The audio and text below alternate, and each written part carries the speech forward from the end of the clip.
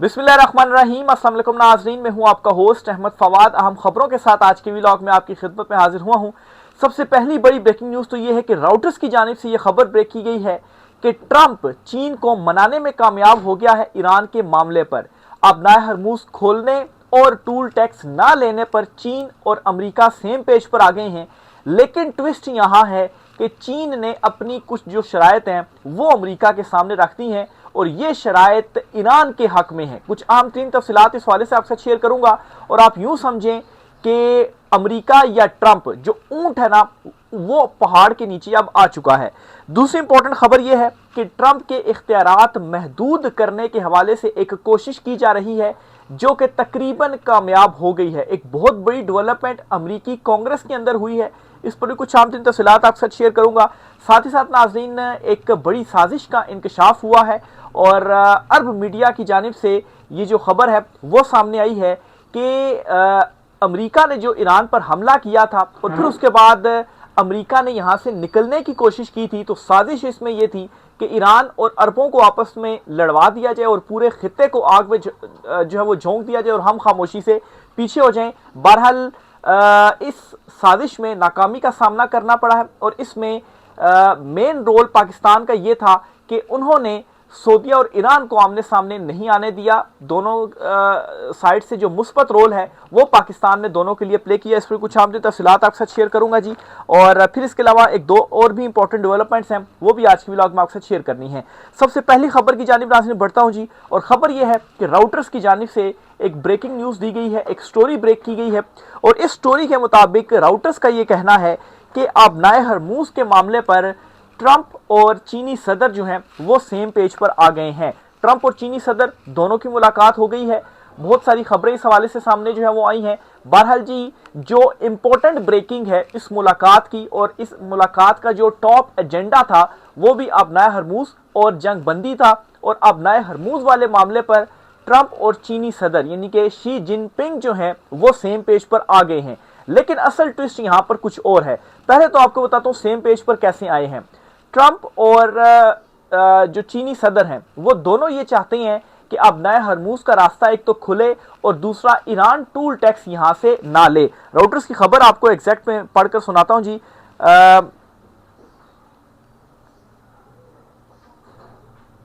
Iran समेत कोई भी मुल्क अब नए हरमूज में शिपिंग टूल वसूल नहीं करेगा। अमेरिका और चीन में इत्तेफाक। अमेरिकी वज़ीर ख़ारजा मार्को रूबियो और चीनी वज़ीर ख़ारजा ने बीजिंग में ट्रंप और चीनी सदर मुलाकात से पहले इस पर जो तबादला ख्याल है वो किया और इस पर जो इत्तेफाक है ना वो हुआ। अब नाज़रीन, इत्तेफाक तो हो गया, यहाँ तक तो खबर ठीक है और यहाँ तक खबर को लेकर बड़े शादियाने भी बजाए जा रहे हैं कि अमेरिकी सदर शायद अपने मकसद में कामयाब हो गए हैं। अब वो क्या कोई बड़ी चढ़ाई ईरान पर करने जा रहे हैं? नहीं, ऐसा नहीं है। असल ट्विस्ट ये है कि चीन ने कुछ शराइत रख दी हैं और ये शराइत ईरान के हक में रखी हैं।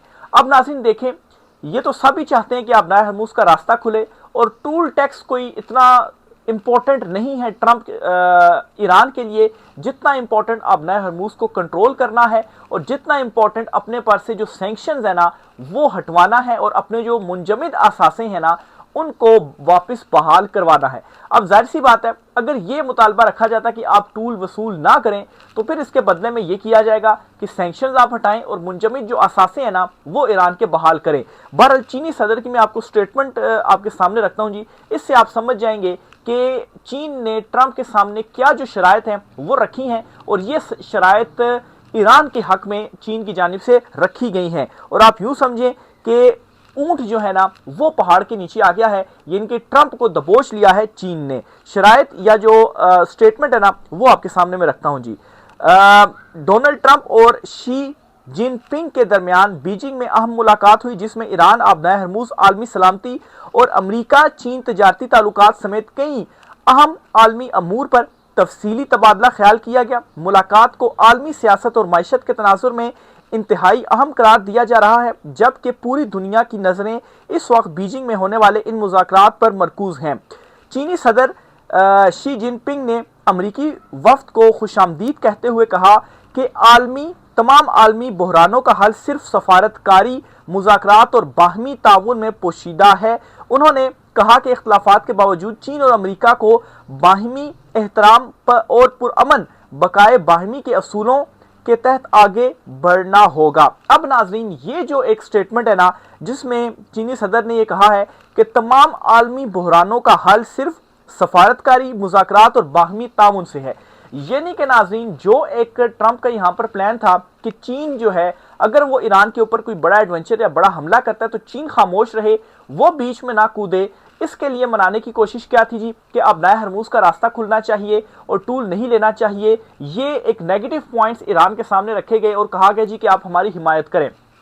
अब चीन ने ये गेम की जी कि हिमायत तो कर दी कि ये खुलना चाहिए, लेकिन वो ये कहते हैं कि सफारती सतह पर मुज़ाकरात के जरिए और अमन के जरिए आपने जो चीजें हैं ना वो हल करनी है। अब मुज़ाकरात की मेज पर तो ईरान बैठा हुआ था, ईरान ने तो इनकार नहीं किया। आखिर में किसने जो धोखा है वो दिया? ईरान ने तो अब नया हरमूज खोल दिया था, लेकिन अमेरिका की तरफ से जो नाकाबंदी थी वो खत्म नहीं की गई। अब जब आप मुज़ाकरात की टेबल पर बैठते हैं तो मुज़ाकरात की टेबल में तो कुछ लो और कुछ दो का जो असूल है वो अपनाया जाता है। जाहिर सी बात है, थोड़ा सा आप पीछे हों, थोड़ा सा हम पीछे हों, तो ठीक है, आप ये चाहते हैं आप नया हरमूज का रास्ता खुले और जो टूल है वो वसूल ना किया जाए, तो ठीक है। ईरान कहता है कि हम इसके लिए रेडी हैं जी, हम चीन की भी बात मानते हैं, चीन से दबाव की जरूरत ही नहीं है, चीन भी हमें कहेगा तो हम भी कह देंगे ठीक है माफ कीजिएगा, लेकिन अब फिर आपको भी हमें कुछ देना पड़ेगा। आप हम पर से जो सैंक्शंस हैं वो खत्म कर दें, हमारे जो असासे आपने मुंजमद किए हुए हैं वो बहाल कर दें, और जो हमारा प्रोग्राम है, मिसाइल प्रोग्राम है, वो किसी सूरत हम ख़त्म नहीं करेंगे। अब ये चीज़ें अमेरिका को काबिल कबूल नहीं है। और फिर अमेरिका के जो इत्तेहादी हैं, ख़ास तौर पर यूएई है, उसे ये कैसे कबूल हो सकता है कि अब नया हरमूज का कंट्रोल ईरान के पास रहे, उस पर से सैंक्शंस जो है वो ख़त्म हो जाएं, उसके असासे बहाल हो जाएं। सैंक्शंस ख़त्म होने और असासे बहाल होने का मतलब ये है कि ईरान तो फिर खुलकर तिजारत करेगा, ईरान ऑयल भी बेचेगा और खिते में सबसे बड़ा कंट्री भी वो है एज़ कम्पेयर टू अरब ममालिक यूएई के। तो ईरान तो आहिस्ता आहिस्ता अपने आप को मुस्तहकम करेगा, तो खिते का चौधरी तो वो बन जाएगा, तो फिर हमारा जो है वो क्या बनेगा? तो अब अमेरिका ये नहीं चाह रहा। तो चीन ने एक तरफ इनकार नहीं किया ट्रंप को, हिमायत तो कर दी, लेकिन साथ ही साथ उन्होंने ये जो शराइत हैं वो रख दी हैं, और ये शराइत उन्होंने ईरान के हक में रख दी हैं। और इस स्टेटमेंट के बाद ये चीज़ भी क्लियर होती है कि ईरान वाकई, चीन जो है वो वाकई ईरान का इत्तेहादी है, और चीन खुद भी ये चाहता है कि अफ़हाम तफ़हीम से अमन के जरिए जो मसला है वो हल हो जाए। लेकिन साथ ही साथ चीन ये भी चाहता है कि अब नया हरमूज जिस पर ईरान का हक है, वो हक ऐसा नहीं होगा कि अमेरिका को वो लेने देगा या अमेरिका को यहाँ पर कब्जा करने देगा या इस खिते में वो बैठने देगा। चीनी सदर ने अपनी स्टेटमेंट में मजीद क्या कहा है जी, वो भी आपसे शेयर करता हूँ जी। चीनी सदर ने कहा कि चीन और अमेरिका दो बड़ी आलमी ताकतें हैं और आलमी इस्तेहकाम दोनों की मुश्तरका जिम्मेदारी है और हदफ भी। यानी कि वो ट्रंप को ये भी बावर करवा रहा है कि ये जो आलमी अमन है ना, आलमी इस्तेहकाम, ये भी आपकी जिम्मेदारी है। आप चूंकि अगर खुद को आप भी और हम भी दो बड़ी आलमी ताकतें हैं, लेकिन हमारे यहाँ फिर इस्तेहकाम भी दुनिया में रही, ये भी हमारी जिम्मेदारी है। लेकिन आप अपनी जिम्मेदारी नहीं निभा रहे, उल्टा आपने ईरान के ऊपर जो हमला है ना वो कर दिया। उन्होंने कहा कि दुनिया इस वक्त ईरान, तनाज़ा, आलमी सप्लाई, चीन के बहरान और तेजी से बदलती हुई बैनुल-अक़वामी सूरत-ए-हाल जैसे संगीन चैलेंजेस से गुजर रही है। ऐसी तब्दीलियां रोनुमा हो रही हैं जो गुज़श्ता एक सदी में नहीं देखी गई, जबकि आलमी सूरत-ए-हाल मुसलसल तग़य्युर पज़ीर और हंगामा खेज है। उन्होंने सवाल उठाया कि दोनों ममालिक मिलकर आलमी चैलेंजेस का मुकाबला कर सकते हैं और दुनिया को इस्तेहकाम फराहम कर सकते हैं। क्या दोनों अक़वाम अपने अवाम और दुनिया के लिए एक रोशन मुस्तकबिल तामीर कर सकती हैं? तो ये भी जो मैसेज है ना वो ट्रंप को दे दिया गया है। चीनी सदर ने कहा जी चीन और अमेरिका तामुन के जरिए फ़ायदा उठा सकते हैं और दोनों एक दूसरे की कामयाबी और खुशहाली में मुआवन बनना चाहिए। इनका कहना था कि दोनों ममालिक को ऐसे रास्ते तलाश करना होंगे जिनके जरिए वो इख्तलाफात के बावजूद एक साथ आगे बढ़ सकें और आलमी अमन व इस्तेहकाम के लिए मुश्तरका किरदार अदा कर सकें। यानी कि हर एक पैराग्राफ में चीनी जो सदर हैं वो ये बावर करवा रहे हैं कि आलमी अमन और आलमी इस्तेहकाम हो, और ये जिम्मेदारी सिर्फ हमारी नहीं बल्कि आपकी भी है। लेकिन आप तो जंगें लड़ रहे हैं, आप तो हमले कर रहे हैं, तो इसलिए जी ठीक है, अब नया हरमूज पर वो टूल नहीं लेगा, लेकिन ये मुज़ाकरात और सफारतकारी के जरिए हल होगा और कुछ लो और कुछ दो की बुनियाद पर होगा। ऐसा नहीं होगा कि हम आपको इजाज़त दे दें कि ठीक है आप हमला करें, हम खामोशी से बैठेंगे, ऐसा बिल्कुल नहीं होगा। ये इजाज़त आपको नहीं मिलेगी। अमन की इजाज़त और दुनिया में इस्तेहकाम कायम करने की जो जिम्मेदारी है वो एक बड़ी आलमी कुव्वत की हैसियत से आपकी भी बनती है। अगली खबर की जानिब नाज़रीन बढ़ते हैं जी।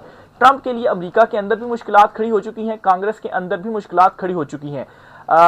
इख्तियारात को महदूद करने के हवाले से एक करारदाद आज जो अमरीकी सेनेट है, यानी कि पाकिस्तान में कौमी असेंबली होती है और सेनेट होती है, वहाँ पर भी ऐसे अपर हाउस और लोअर हाउस होता है, उसे कांग्रेस कहा जाता है। तो पाकिस्तान के उस एग्जाम्पल से मैं आपको समझाता हूँ। तो जो अमरीकी सेनेट है ना, वहाँ पर जी एक करारदाद पेश की गई है कि ट्रंप के जो इख्तियारात है ना जंग के रिलेटेड, वो महदूद कर दिए जाएं या वो ख़त्म कर दिए जाएं और वो इख्तियारात इस आइनी बॉडी को दे दिए जाएं। तो बहरहाल जी ट्रंप की वैसे वहाँ पर जो अक्सरियत थी सेनेट में, चूँकि कुल जो नशिस्तें वहाँ पर 100 होती हैं, जिनमें से 53 जो हैं वो जो ट्रंप की जमात है रिपब्लिकन या ट्रंप के हिमायती थे, जबकि 47 जो थे वो डेमोक्रेट्स उनके मुखालफिन थे। तो 6 वोटों का डिफरेंस था। लेकिन जब इस करारदाद में वोटिंग हुई तो सिर्फ और सिर्फ एक वोट से जो ये करारदाद है ना उसे मुस्तरद किया गया, या ये करारदाद नाकाम हुई सिर्फ एक वोट से। यानी कि ट्रंप की हिमायत में यहाँ पर 50 और दूसरी तरफ की हिमायत में 49, यानी कि 49 जो वोट है ना वो पड़े। इसका मतलब ये है कि सिर्फ और सिर्फ एक वोट अगर यहाँ पर पड़ जाता डेमोक्रेट्स को, तो ट्रंप जो है वाकई उससे ये जो जंग वाले इख्तियारात थे वो ले लिए जाते। तो एक मैं ये समझता हूं कि जो कोशिश की गई है ना, अब देखें कि 6 वोटों का जो मार्जिन था उसे वो एक वोट तक ले आए हैं। और जाहिर सी बात है जब इस तरह की सिचुएशन होती है, जब दूसरी जमात भी देखती है, हुकूमती जमात से भी, चूंकि रिपब्लिकन के अंदर से भी ट्रंप को मुखालफत का सामना करना पड़ा है, जब वो भी देख रहे हैं कि मजबूत होती जा रही है दूसरी जमात, अवाम जो है वो उनकी तरफ खड़ी होती जा रही है, तो फिर एक वोट तोड़ना कोई मुश्किल काम नहीं रहता। तो एक वोट ने खाली यहाँ पर होना है और ट्रंप का जो धर्म तख्ता है ना वो हो जाना है, और मिड टर्म इलेक्शन से पहले ये करारदाद आना। और इस करारदाद में कामयाबी ये थी कि हुकूमत में होते हुए आपकी जो नशिस्तें हैं ना, आपकी जो हिमायत है वो कम हुई है। तो इसलिए मैं कहता हूं जी कि एक ये कामयाब कोशिश थी और तकरीबन ये कामयाब हुई भी है। सिर्फ एक वोट के मार्जिन से इसको जो है वो मुस्तरद किया गया, या ये जो करारदाद थी वो नाकाम हुई। बहरहाल 49 और 50 का इस वक्त जो डिफरेंस है ना वो हो गया, 19-20 का जो डिफरेंस है वो सिर्फ रह गया है। एक वोट इधर इधर हुआ तो ट्रंप जो है वो सेनेट में फारिग हो जाएगा। तो एक तरफ जी जहां पर आलमी चैलेंजेस हैं जी, चीन में भी उसको वो हमायत नहीं मिली, वहां से भी उसका जो प्लान था वो नाकाम हुआ। वैसे तो वो अपने साथ बिजनेसमैन को लेकर गया, बड़े बड़े एलन मस्क को वो लेकर गया और चीन को ये पैगाम दिया, देखे जी मेरे पास तो ये बिजनेसमैन हैं, इन्वेस्टमेंट्स करेंगे, आप जो है वो मेरी हिमायत करें, मेरे साथ खड़े हों। लेकिन चीन ने इसको कोई ज़्यादा मतलब अहमियत नहीं दी, इवन के ट्रंप को भी उन्होंने कोई इतनी अहमियत नहीं दी। ट्रंप बड़ा एक्साइटेड था, जबकि चीनी सदर जो थे उनकी जो बॉडी लैंग्वेज थी वो बड़ी कूल एंड काम थी, और ऐसा नहीं था कि वो बड़ा कोई उछल उछल कर ट्रंप से मिल रहे हों। लेकिन दूसरी तरफ ट्रंप जो था वो बड़ा ज़्यादा एक्साइटेड था और वो चाह रहा था कि मतलब चीन जो है वो हमारा साथ दे। लेकिन चीन ने भी अपना जो एक स्ट्रेटेजिकली उन्होंने ज़बरदस्त जो पैगाम है ना वो ट्रंप को दिया। आगे चलते हुए एक और ख़बर आपको देता चलूँ जी कि ईरान और अरबों को आपस में लड़वाने की जो साजिश है ना वो बेनकाब हुई है। खबर आपके साथ शेयर करते हैं जी। और ये खबर जी बेसिकली साबिक सऊदी इंटेलिजेंस चीफ प्रिंस तुर्की अल फसील, इन्होंने जी एक अंग्रेज़ी में जो मजमून है ना वो शाया किया है, और इस मजमून में इन्होंने ये लिखा है, ये इंकशाफ किया है कि बुनियादी तौर पर ये जो जंग है ना, ये जंग अरबों और ईरान को आपस में लड़वाने की थी और ऐसी कोशिशें भी हुई। यूएई तो अभी भी एक्सट्रीम पोजीशन पर है, लेकिन दीगर जो ममालिक है ना वो पीछे हो गए। सऊदिया जो है वो भी पीछे हुआ, इवन कि कुछ फॉल्स फ्लैग के हवाले से भी कहा जाता है जी कि फॉल्स फ्लैग हुए हैं ताकि आपस में लड़े। पाकिस्तान का भी फिर मुस्बत रोल था, उसने ईरान और सऊदिया को आमने सामने नहीं आने दिया। और फिर इसके अलावा सऊदिया जो है उसने भी फिर अपने जो बेसिस थी वो इस्तेमाल नहीं होने दी। जो कतर था वो भी पीछे हो गया। तो असल साजिश इसमें ये थी जी कि ये दोनों आपस में लड़ें, अमेरिका भी आराम से पीछे हट जाएगा, तो फिर क्या होगा, ये आपस में लड़ेंगे, खिता तबाह हो जाएगा और हमारे जो रास्ता है ना वो सारे का सारा साफ हो जाएगा। और ये कोई आम शख्स नहीं, ये जी साबिक सऊदी इंटेलिजेंस चीफ हैं, साबिक सऊदी इंटेलिजेंस चीफ प्रिंस तुर्की अल फसील, इनकी जानिब से ये जो मजमून है ना अल फैसल अल फसील कह रहा हूँ मैं, अल फैसल जो है वो प्रिंस तुर्की अल फैसल इनका नाम है। इन्होंने ये जो मजमून है ना वो लिखा। इसमें क्या कहते हैं जी आपके सामने रखता हूँ, एक पैराग्राफ है मैं पढ़कर सुनाता हूँ ताकि क्लैरिटी हो जाए। इस मजमून की अहमियत यह है कि इसमें वो सब बग़ैर किसी लाग लपेट के वाजे कर दिया गया जो मतलब है कि जो सऊदी ऑफिशियली नहीं कह सकते थे। प्रिंस की जानिब से ये मजमून इस लिहाज से है बेहद अहम है कि इससे सऊदी सोच बिल्कुल वाज़ेह होकर सामने आ गई है, जो इस खित्ते के बाशिंदों के लिए निहायत काबिल इत्मीनान है। प्रिंस ने अपने मजमून में हालिया जंग का जो मुकम्मल जिम्मेदारी है वो इसराइल पर आयद करते हुए इसे शदीद तनकीद का ही निशाना नहीं बनाया, बल्कि वाज़ेह तौर पर लिखा है कि ये जो साजिश थी वो ईरान और अरब दुनिया में तसादुम करवाकर पूरे खित्ते को तबाह करना चाहते थे, जिससे क्या होता कि ये जो खित्ता था सारा तबाह हो जाता और अमेरिका या इसराइल जो है उसके पास जो है वो सारी की सारी जो कुव्वत थी वो आ जाती। लेकिन ये जो सारे और अगर उसके पास कुव्वत आ जाती तो क्या होता, ज़ाहिर सी बात उसने फिर अपने जो सारे ख्वाब थे ग्रेटर वाले और दिगर वाले वो उसने पूरे कर लेने थे। अगर ऐसा हो जाता तो दोनों तरफ लाखों की तादाद में जो लोग हैं वो मारे जाते, लेकिन जो मकासद थे वो किसी और के पूरे होते। बहरहाल ऐसा नहीं हुआ। तो ये जी अब जो आलमी शख्सियात हैं, बड़ी बड़ी शख्सियात हैं, उनकी जानिब से ये जो इंकशाफात हैं वो किए जा रहे हैं और सऊदी साबिक चीफ की जानिब से ये जो मजमून है ये जो लिखा गया है ये सामने आना, इससे ये आप अंदाज़ा लगा सकते हैं कि सऊदीया के अंदर इस वक्त क्या सोच है। वैसे ही उन्होंने पाकिस्तान से दिफाई मुआहदा नहीं किया, वैसे ही वो अमरीकन्स को महदूद नहीं कर रहे। और सबसे इंपॉर्टेंट चीज़ ये कि आपको याद होगा कि ट्रंप ने अपनी एक तकरीर में मोहम्मद बिन सलमान जो है उनको गालियाँ दी थी, ठीक है, उनके हवाले से नाजेबा अल्फाज इस्तेमाल किए थे। आखिर ऐसा क्या हुआ? कोई सऊदीया के साथ उनकी जंग तो नहीं चल रही थी, जंग तो उनकी ईरान के साथ चल रही थी। ईरान के लिए भी इस किस्म के अल्फाज इस्तेमाल नहीं किए गए थे। हालांकि ईरान को भी जो गालियाँ थी या उसकी जो लीडरशिप थी उसके लिए नाजेबा अल्फाज इस्तेमाल किए थे ट्रंप ने अपनी ट्वीट में, लेकिन उससे ज़्यादा मोहम्मद बिन सलमान के हवाले से उसने इस्तेमाल किए थे। तो ऐसा क्या हुआ? जंग नहीं हो रही, वहाँ से आपकी बेसिस भी मौजूद थी, तो ऐसा क्या हुआ कि ट्रंप ने ये जो अल्फाज थे वो इस्तेमाल किए थे? तो अब ये समझ लग रही है कि सऊदीया ये सब कुछ समझ चुका था और फिर पाकिस्तान का भी जाहिर सी बात है इंपॉर्टेंट रोल था बीच में कि उन्होंने आमने सामने नहीं आने दिया। और फिर इसके अलावा पाकिस्तान से दिफाई जो मुआहदा था वो भी हुआ और फिर इसी तरह से अमेरिका को भी उन्होंने जो महदूद है वो किया। एंड पे तो उन्होंने अपने जो मतलब है कि बेसिस थी वो भी सऊदीया ने अपनी इस्तेमाल नहीं होने दी कि आप यहाँ से उड़कर आप नया हरमूज के ऊपर कोई जो हमला है वो कर दें।